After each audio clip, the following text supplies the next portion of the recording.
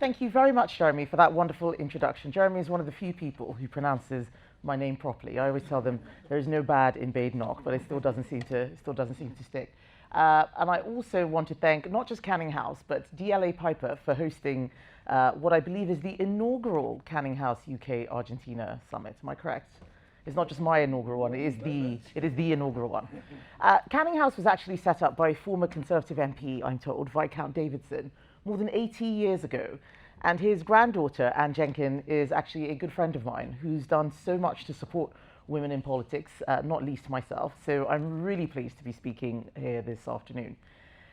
Canning House exists to foster deeper relationships between Britain and Latin America. And so today I'm talking about Britain's relationship with Argentina, a country I believe it's fair to say with whom Britain has not always seen eye to eye. But I think in many ways, like with siblings, you can chalk up some of this to our similarities. Because as those who've spent time in both countries know, we actually have a huge amount in common. There's our shared love of sport, which we see played out in our fierce football rivalry. The love of polo, I know it is a bit niche, but it does speak to our nation's sort of shared romantic rural imagination. I'm told we both have tea as our national drink. And as far as I understand, a Sunday roast serves basically the same purpose as an asado. But for all our similarities, we do face different challenges.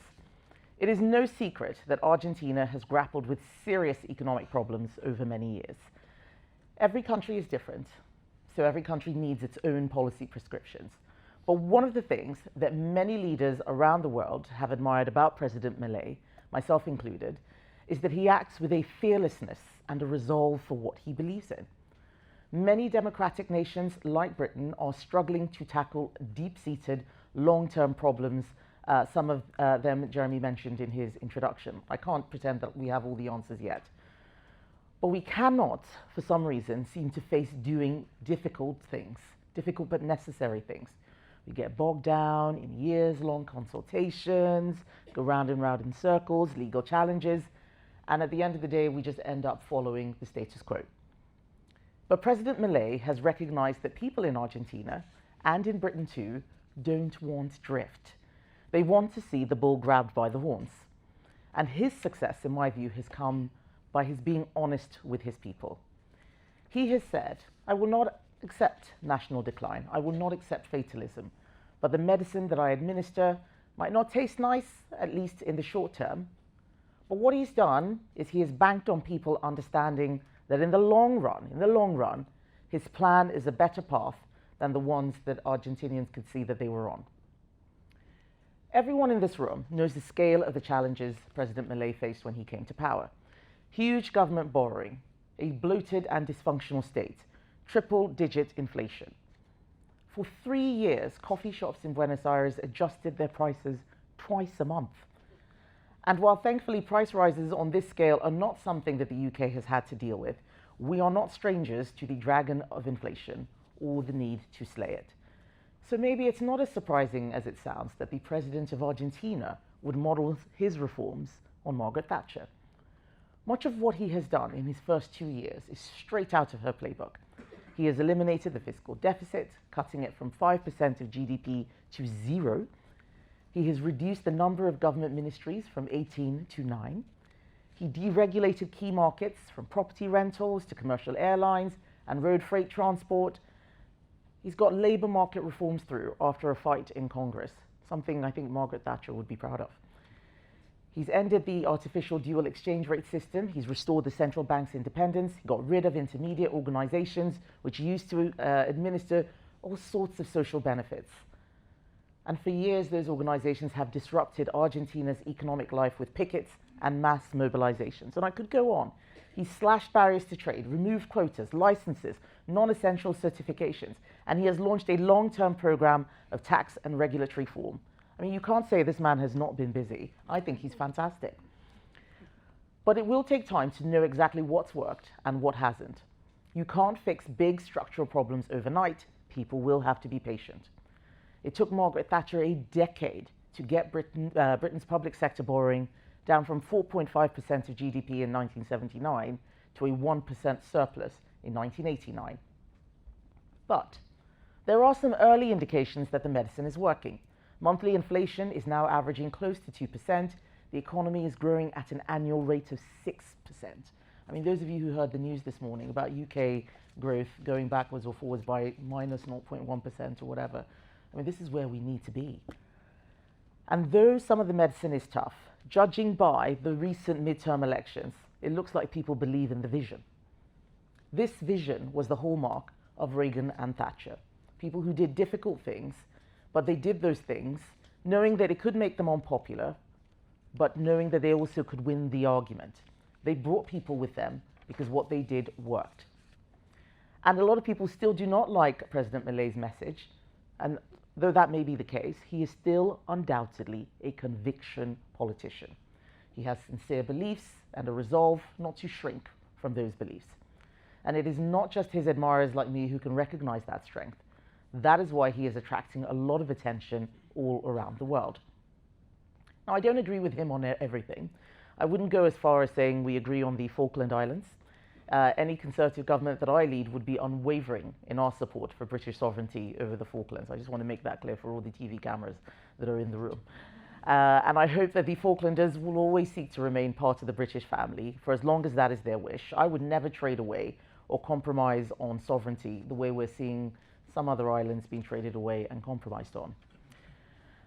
The Falklands, as we know, have an extremely competitive economy. Strong fishing, aquaculture industries, more than 70,000 cruise passengers dock there every year.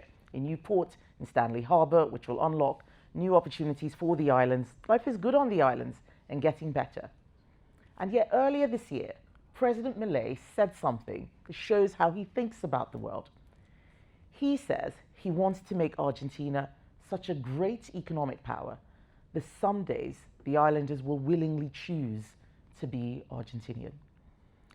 And I find that fascinating. I love competition. I think competition is what will grow all our global economies. We should see ourselves as competitors, not as opponents or enemies.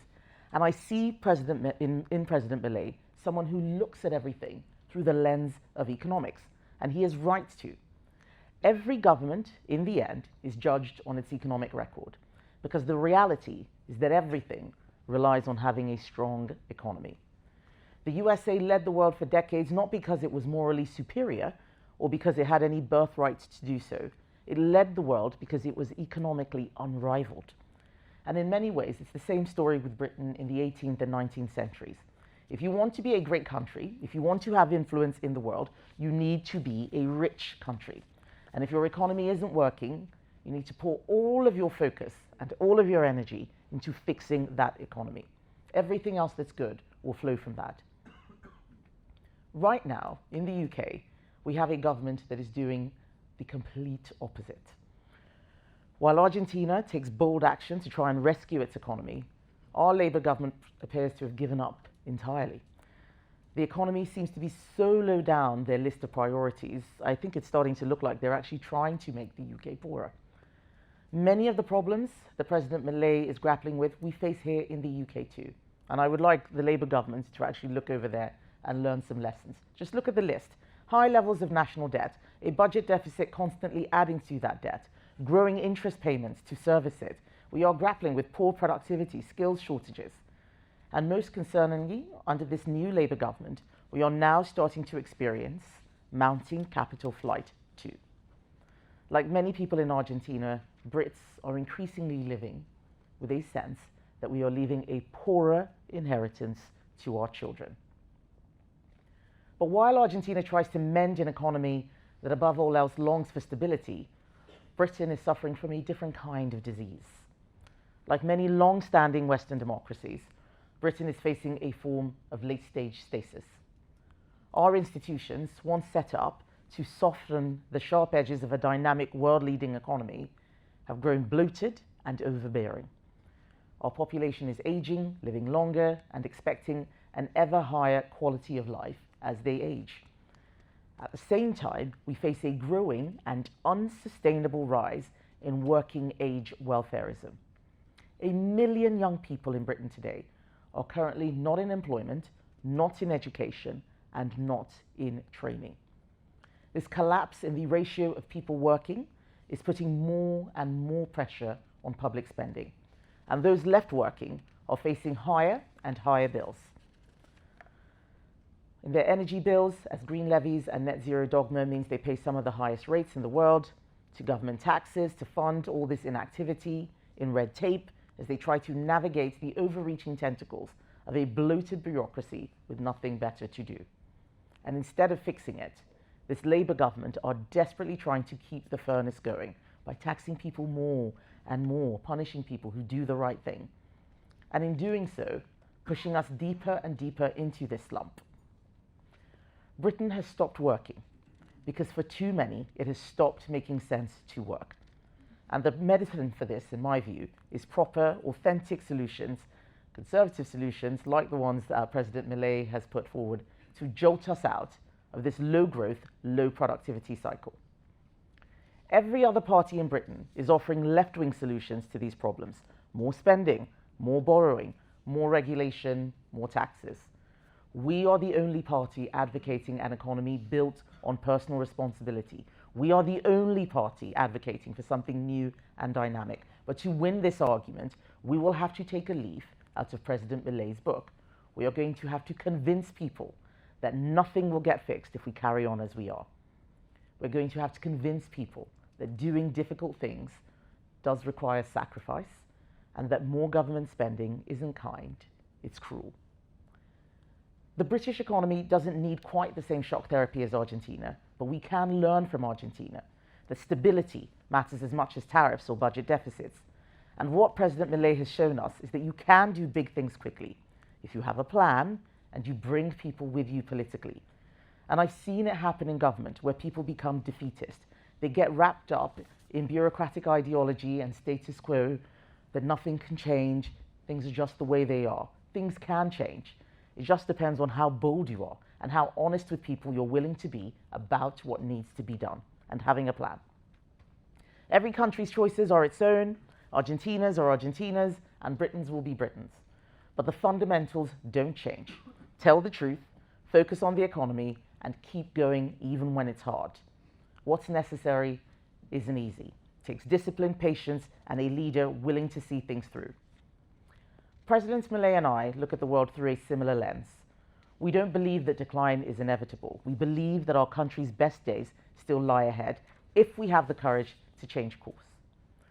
So I look forward to a government that I lead being friends with Argentina. Our trading relationship is actually still modest for two G20 countries. There's room to do a lot more together between Britain and Argentina in services, clean energy, mining, and even food. And if we focus on what really matters to people in Britain and in Argentina, opportunity and the cost of living, then we will leave a great inheritance to our children. Thank you.